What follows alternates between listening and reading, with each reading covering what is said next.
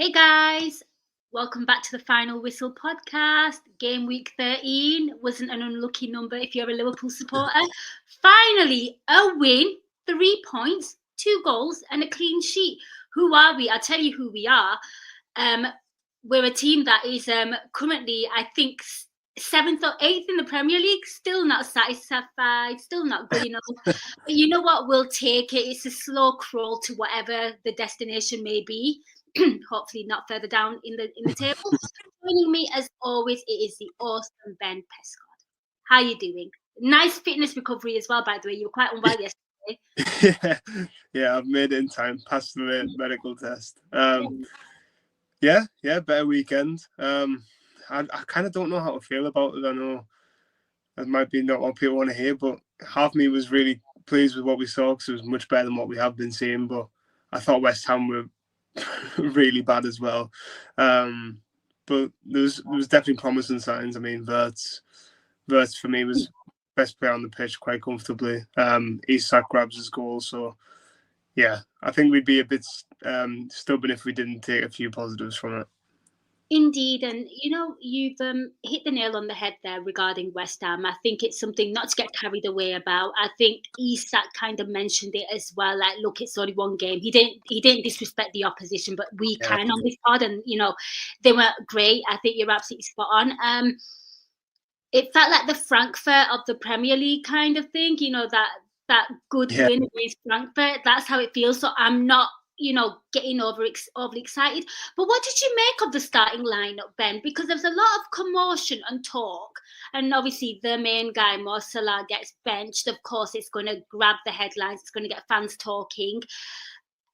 I mean, we were screaming for him to do something. And he did make some changes. He brought in Gomez at right back, which was absolutely just normal for anybody else, but genius for Arne Slot this season. So, I mean, just talk to me about the lineup. What did you make of it? I was quite surprised that Gakpo actually started again, but I guess, yeah.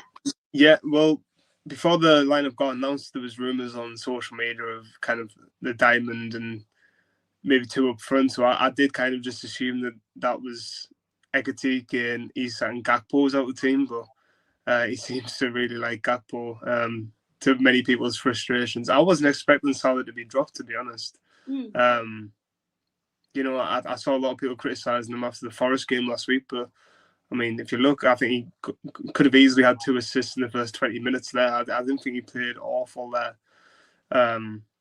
But hindsight, I mean, it worked. It worked perfectly. The team was more balanced. I don't think it was perfectly balanced, and I think a better team probably punishes us. And to be honest, I did still think Gakpo was probably it sounds really harsh to say, but I did think he was probably our least effective player, which is crazy to say considering he scores and gets an assist. An assist, yes. Yeah. It's just madness, isn't it? Yeah. Yeah, but he was so frustrating again. I mean, especially in that first half, the amount of times, Wirtz and McAllister would link up and play through their midfield and it would get the Gakpo and he just runs into someone. I think Isak was getting quite frustrated with him at one point as well. But yeah, in hindsight, I mean, it worked. I mean, to not bring Salah on at all as well is a big call. But you've got to learn to play without him because he's going to be heading off to AFCON soon. So maybe that's a bit of a kind of a sneaky preview of what we can expect when Salah's not there. I think you've hit the nail on the head there as well. We kind of do have to plan for a life without Salah, be it AFCON or how long he plays at Liverpool. These players have been bought in. I was less, I saw a lot of a reaction, some would say an overreaction to it. And I was pretty calm. I was like, look, we haven't been playing great. You can't say one player has been amazing. Szoboszlai, obviously. Yeah. So I think all players and their position should be up for grabs. And, I've been quite disappointed with them. So I was quite calm, Ben. And I just thought, well, if he's going to drop him, he's going to drop him. Because as much as everyone loves Mo Salah, he has not been the same Mo Salah. And I think it's okay to say that. Yeah. It doesn't mean that you're turning on the player. It doesn't mean that you dislike the player, you want him gone. You're just noticing a drop because he is that important and vital. The same could be said of Virgil van Dijk prior to, obviously they were much better today, but they weren't much threat. Let's just be honest. Isak getting his first Premier League goal. I mean, he hugely needed that, and the involvement there as well in that as well. Who you highlighted was absolutely I said phenomenal. You really do see he's got some vision on him. He sees things that maybe other people don't see. He managed to thread that pass. There's so much accuracy and precision in everything that he does. And it's his defensive work as well. I mean, I was meant to be talking about Isak's goal, but I've gone on a bit of a tangent about Verts here, which happens. It's the final whistle, and I'm Nina Cows, and this is what I do. But Isak getting his first goal, I mean, a huge relief. He needed that as well with the injuries and the big price tag, and yeah. To be honest, first half I was starting to think it wasn't his day again. It was very much. I think it was better than what we've seen of him. He was definitely getting more touches of the ball, but there was a couple of times where the ball came across the box and he just was just that half a yard off it.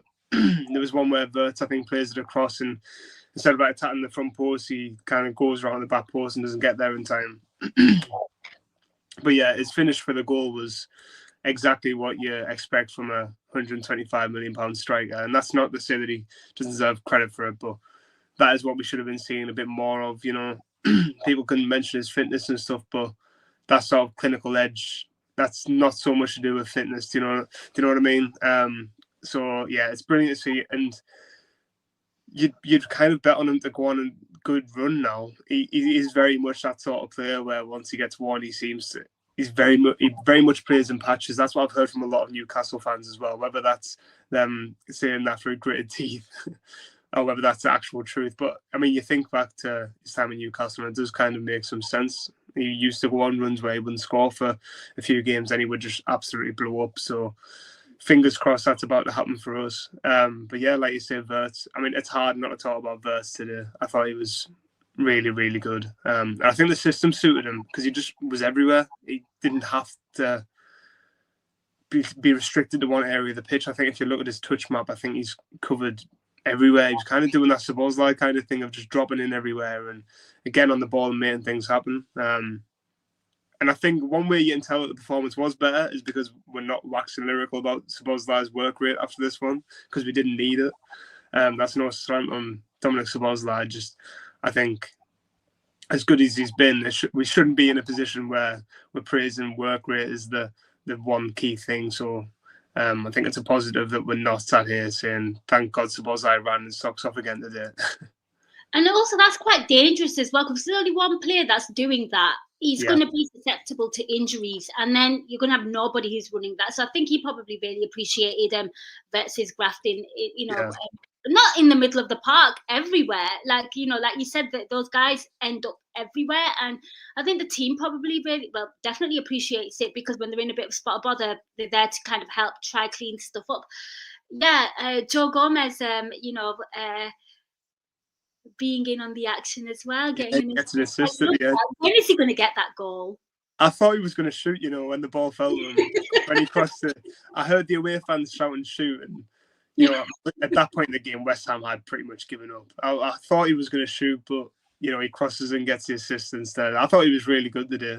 I think there was a couple of times where he looked like a player who hadn't played much football, where he's trying to do the step over and kind of trips over the ball and stuff, but yeah, I love him. I think he's I know he's frustrates people with the injuries, but when he's fit, you've got to trust him, because I do think he's a really important member of the squad when fit.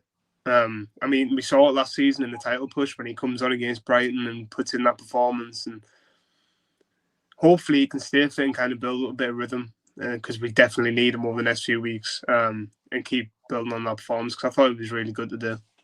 I would agree with you on that. I really like him. He's just somebody I can't depend on, not because of ability. It's the fitness. It's a real shame, because I really like him as well. I think he's such a good professional as well. So hopefully he can stay fit. Indeed. I just felt like the balance was so much more better in the back as well. And I love the fact that I hope, when they had the agenda for this game, the agenda was, guys, we are not to concede a goal. You know, like, because it's not like Liverpool were losing like 5-4. Guy touched on this in the final whistle. I mean, we saw the game against PSV, and everything was a mess everywhere. You know, like you couldn't say, oh, well, if we just tighten up in the back because we're scoring the goals. It was just a mess everywhere. So to see Liverpool keep a clean sheet at halftime, I'm going to be honest with you, Ben, it was 0-0, but I was absolutely buzzing at that. See, if you went back into a time machine and to last season, I'd be like, when are we going to get that goal? You know, like it was more like I'm relieved that we've not conceded, because it seems to be a really, really common trend this season. So yeah, I think that'll be huge confidence for the defense as well. Who I know West Ham didn't put much of a threat, but you know, a good step to go forward. I thought Kirkes was much better today as well. And I think it does have something to do with having Gomez over on that right-hand side, and he does have that bit of freedom. Him and Gakpo are finally actually passing to each other, which helps. I thought I really, really hope he does start putting performances like that more regularly, because there's one thing you can't question, and that's his kind of attitude and his determination. He throws himself into everything, and I think sometimes that's kind of one of his downfalls, to be honest. So yeah, I find it hard. As frustrating as he's been, I don't think you can question his kind of work ethic and stuff like that. So hopefully he can build on it as well. But I just can't help but feel like you said, it's just kind of a Frankfurt game, because Sunderland during the week will be a really, really tough game. Yeah. Oh God. Yeah. Yeah. Absolutely. I mean, before we finish up on Liverpool, I mean, once you make up Paqueta setting off, I'm just what? We probably shouldn't say it, but someone needs to check his betting accounts, because that seems I knew you were going to say that, so I teed you up because I didn't want to say it. So you can say it. But you know what it is? I wonder whether Jared Bowen's got something to do with it, because as a captain, you've just kind of let him do it. Like, you know, imagine a Liverpool player going on. Van Dijk would be grabbing them by the neck and flinging them away. Yeah, and would. Jared Bowen was just kind of stood there watching it. I wonder whether Jared Bowen's chucked the fiver in, maybe. You know what? Conspiracy theories on this podcast. Who would have known? Yeah, this pod is definitely taking a turn into the dark side. Any final thoughts on Liverpool? I mean, you spoke about Sunderland. That's going to be the tricky one. Luckily, it is at home, but Sunderland did beat Bournemouth at home 3-2. Right? I mean, like, phenomenal stuff from them. I mean, I'm going to be honest with you, Ben. I am not looking forward to playing against them, regardless of what stadium it is. Yeah, it's going to be a pretty miserable game. That's my kind of prediction for it, because they just make everything so hard for opponents. I mean, I know Bournemouth got 2-0 up in that one. I mean, one of them's from a goal from the halfway line, which is just absolutely mental. But kind of that 2-0 lead did kind of flatter Bournemouth. I mean, Sunderland, just, you can't write them off. They're so physical and they're so drilled, but they've still got that quality as well. So it's going to be a really, really hard game. It is. And they're dangerous from set pieces as well, which we don't like. No, we don't like. Nope. We seem to be quite weak and vulnerable. Yeah, I'm not looking forward to that Sunderland game, but I think it'll give us a bit of a litmus test as well as to where Liverpool are. And with regards to Arne Slot, I think he's still got some time before he's out of the woods. You know, I don't think today. It's just a step in the right direction. That's where I am. I'm not like, you know, a complete U-turn kind of person. Just, we're moving forward, and I think the win's the most important thing. Yeah, well, just on that quickly, I mean, after we beat Real Madrid, who would have thought that 2-3 games later, he'd be on the brink of losing his job after PSV? You know, so things can't... I mean, lose on Wednesday, and nobody will give any sort of care in the world about the win today. It'll be all the way back to where we were a day ago. So he is still really on the edge. And Leeds away after that won't be easy either. So yeah, they made it quite tricky for Man City, didn't they? I mean, you know, it looked like quite a fun 3:00 game, that one. Yeah, it's going to be a tough week, but it's now or never for him, really, isn't it? It is. I mean, let's move on to the other Sunday game, the 4:30. I watched this one with a little bit of anticipation, maybe a bit more ease because Liverpool have won their game. 1-1, Arsenal and Chelsea. I actually enjoyed this game, maybe because Liverpool won, but it was just nice viewing. And I kind of got the result that I wanted as well. Like, you know, a point Yeah, which is I can deal with that. I was a bit worried when Caicedo got sent off. I was like, oh gosh, you know, yeah. like this is it. This is it now. But I mean, what did you make of the game? And are Chelsea potential challengers to Arsenal? Because as soon as they get spoken about, I think they melt. It happened to Yeah, them last season. So, I yeah. mean, what are your thoughts? Well, first of all, I kind of forgot where Liverpool were in the table for a second when Chelsea took the lead because I kind of celebrated Chelsea scoring against Arsenal, Mm. and then I realised how far behind we are, and that we're sitting eighth in the table, and probably Chelsea's more of a rival for kind of the top four places than what Arsenal are for us right now. Mm. So, kind of, then I was like, oh, maybe we shouldn't really want Chelsea to win. But yeah, but on Chelsea being title challengers, I was very much in the boat last year that they would fall off, and I think I'm still in that same category this year. I'm not convinced by them. I still think Arsenal win the league comfortably. I mean, Man City showed their fragile side this weekend, and Chelsea. I mean, to battle with 10 men against Arsenal it's fair play to them, but yeah, I don't. You know, they've still had them results. You know, losing at home to Sunderland, as good as Sunderland have been, I still think they're suspect and vulnerable to those kind of results. Whereas Arsenal, I can't ever see them losing that sort of game at home. Do you know what I mean? I get that. I know what you mean about that. There is a freak loss in Yeah, Chelsea, and they've got a howler in them. yeah, Yeah, I I get mean, yeah, defensively they can have one of those games where I'm sure it happened not long ago where they got, I think Chalobah got sent off and it kind of all fell apart. Yeah, they're just a bit more rash. They're just a bit more, well, the younger and less experienced in Arsenal. I think they'll still have a good season. But I still think that the top four teams by the end of the season will be us, Arsenal, City, and Chelsea. Oh, I love that. Thank you. You made my day. Yeah, I still think there's enough quality in this Liverpool team, and we are slowly starting to see it again. Touch wood today from the new signings. So hopefully not a Frankfurt moment.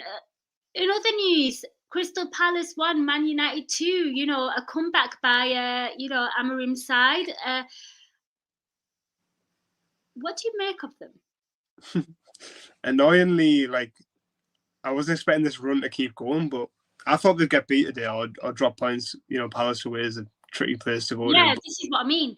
Palace are a bit strange though lately. I feel like in everyone's head, Palace are really good, but I feel like lately they have kind of dipped a bit. I think they got beaten in Europe on Thursday off Strasbourg as well. Are you suggesting they're a catfish? Do you know what I mean though? Those teams where when you think of them, you think, oh, they're having a really good season, but they're probably about on par to where we'd expect them to be, really. And yeah, Man United are just getting results at the minute. Annoyingly. Yeah, lost to Everton on Monday though. You know what? I've got a reverse team of this though. Like, so you think Crystal Palace, people think they're doing better than what they are. In my mind, Aston Villa and not that good, but is that what you're about to say? Yeah. And I look where they are and I'm like, what? You know what it is? I think that's where, going back to how I said I think Liverpool will still get top four. Yeah. It's because I think we're only like 4 points off them, off fourth now. 3 or 4 points off fourth now. This is so mad. I think we're 4 points off Man City, right? Yeah. And we've won, what, 2 of our last 7 or 8 league games? Go on, Ben, say it. The Premier League is got to finish it. What is it? But I don't think we'll get a really big points tally, but I think there's a lot of teams that are just beating each other. I don't think you're going to have a really good points tally to finish in the top 4 or 5 Champions League spots it is now. We're moving down the top 5 just in case you don't get top 4. Yeah, let's move it. Ben wouldn't say I am. The Premier League is diabolical. The standard is shocking. I mean, the same can be applied from last season, but that's what I'm going to stand on. let's go through some of the results today. We're just like, we don't really need to talk about them overly. Obviously we spoke about Aston Villa beating Wolverhampton. They've got a new manager. It's not quite happening for the new manager yet. I think they're a team that probably go down. Nottingham Forest losing at home to Brighton. I think Brighton are quietly doing something. Yeah. They're just one of those teams. I saw a stat actually that their last so many games, I think it might have been like the last 99 Premier League games, and it's like one draw, lost the exact same amount. So like they are literally like the most bang average Premier League team you could imagine. But yeah, they're quite fun to watch, aren't they? So I do quite like Brighton. It's just annoying that why couldn't Forest have played that bad when we played them? This is it. Evidently, we were worse. That's sometimes people accept it. Just not getting the goals. But yeah, it was an absolutely shocking result and performance in all fairness, and I'm glad that we can talk about a win today. Brentford 3, Burnley 1. Scott Parker. Do you think these like relegation managers are in trouble? Yeah. I don't know. I don't know why, but Daniel Farke at Leeds just has. I'll be surprised if he doesn't get sacked at some point in the season. I don't know whether it's just Leeds' owners are a bit more ruthless. And that's not even to say that he's doing a bad job. Like, they're doing okay, aren't they? But even they're okay.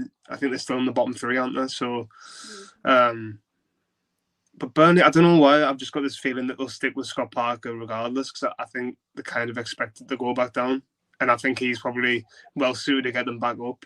Yeah. I feel like they might be the modern day Fulham. Remember, Fulham had that whole thing where they were too good for the Championship, but not quite good enough for the Premier League, and they kept season in, season out. I mean, you spoke about Farke there. Like, if you close your eyes, and I can't unhear it now, he sounds like the pigs from Shrek.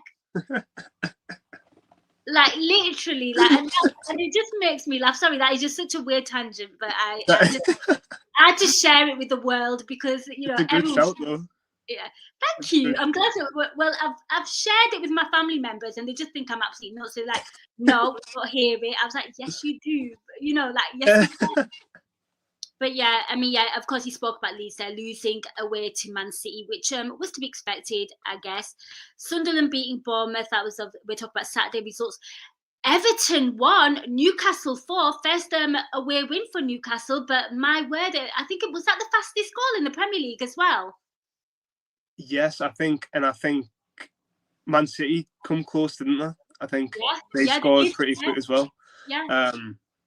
I don't know. I wasn't expecting Everton to get smashed by Newcastle. Pickford had a bit of a howler, which the Newcastle fans will love because they can't stand them. Yeah. Walter Marder as well. His finish was brilliant. It's so weird with Newcastle. Like, they're one of those teams this season where you just can't put your finger on it. There's just something not right. But again, they'll be hoping that this is the start of kind of turning the corner, because they have the quality and they have that midfield that everyone was once scared of, and they looked quite good again yesterday. Yesterday, sorry. But yeah, Everton are just a bit hit and miss as well. They're so similar. I thought that would just be like a boring 1-1 draw, to be honest. Yeah, I did as well. And like, it was on whilst I was kind of meal prepping, but I was like, oh my God, like they've completely blown them away. Like, it was just too easy for them. And then we had a late game on Saturday. Spurs 1, Tottenham 1, Fulham 2. I mean, what do you make of Thomas Frank? What do you make of Spurs?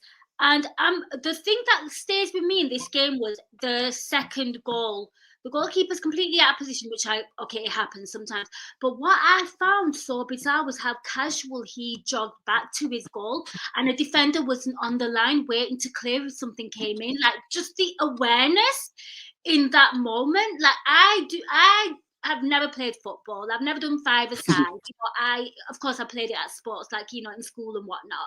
But I looked at that and I was like, that's really bad. Yeah.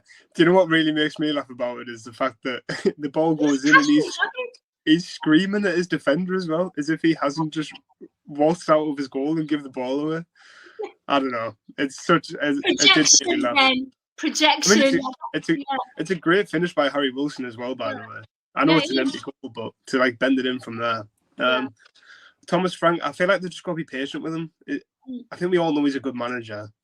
I just think I think Tottenham fans crave that sort of feel-good factor that Ange did have a lot of the time. Where especially his first season, my word. Do you remember the first few months? Oh God, they actually thought they were going to win the league. You know, I think with Tottenham I think they know they're not good enough to do anything really, so they just want to enjoy being pretty good because they know they'll not be really good.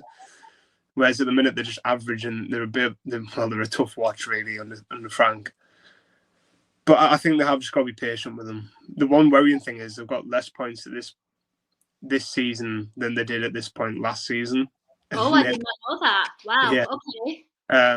So hopefully, well, it'll have to turn around because I can't imagine Daniel Levy being too pleased with another season like that. But I would definitely say that they need to be a bit more patient with them. I quite like Thomas Frank. Yeah. Me too. I would agree with you on that one. I do like him. I think, and I think they kind of really do need to stick with the manager now as well with what happened with Ange and all that stuff. So, yeah, I think they probably want just something. And I think you're spot on there about maybe they just want to watch some pretty football, some attractive football, some really attractive football. And, I think that's a great shout. Ben, we've covered pretty much all the games. Any final takeaways from the Premier League from you? No, not really. It's been it's been quite eventful, to be fair. I think just the Liverpool game was a bit boring, wasn't it? But we won, so I'm not going to sit here and complain. Exactly. You know what? Like we said, we're not going to talk. Yeah, baby steps first. The clean sheet was a big step in the right direction. God only knows what position we'll be in when we talk next week off the bat of 2 games. I mean, we could finish this episode laughing, and the next one could start with a completely different tone if we were to lose to Sunderland and Leeds. Well, this is football, though, isn't it, Ben? Like, 1 week you're on a high, and the next week you're on a low, and you got to take it all. And I think last season, up until we won it, I think it was all pretty smooth, and I felt like we were just on an even keel with that. You know what made me laugh a little bit is how much people were stressing last season. I know. Like in hindsight. Like, you've really got to enjoy moments like that because before you know it, you could be in a run like what we are, and you'd give anything to be. God forbid we were only 7 points clear of Arsenal at one point. Do you know what I mean? I know. Oh, the dread of the other, yeah. Yeah, that's football for you. But yeah, just enjoy it. That's why we've got to enjoy this win, even though it wasn't. It's not going to be one that we remember in 5 years' time, but it's a win. So. Take it for what it is. Indeed. Ben, we have come to the end of the show. Before I let you go, where can people find you on social media and what are you working on? Yeah, so Ben Pescott Journal on Twitter is where all my work goes, whether that's for the Substack. It was always Liverpool, it was always football as well, the Premier League one. Any articles I'm doing on Anfield Index or EPL Index, that's all on there. So yeah, anything that I do is always on there. It is. Do check Ben out. Do check out his work. But guys, we have come to the end of this pod. Hopefully Ben is wrong and we're in a good place next weekend. Obviously we've got a midweek game again against Sunderland. So yeah, we'll have played 2 games by the time next time we speak. Take care of yourselves. Enjoy this moment. Don't get too carried away, but don't be erratic as well. Take care. Till next time. Yeah, up the Reds and we'll catch you soon.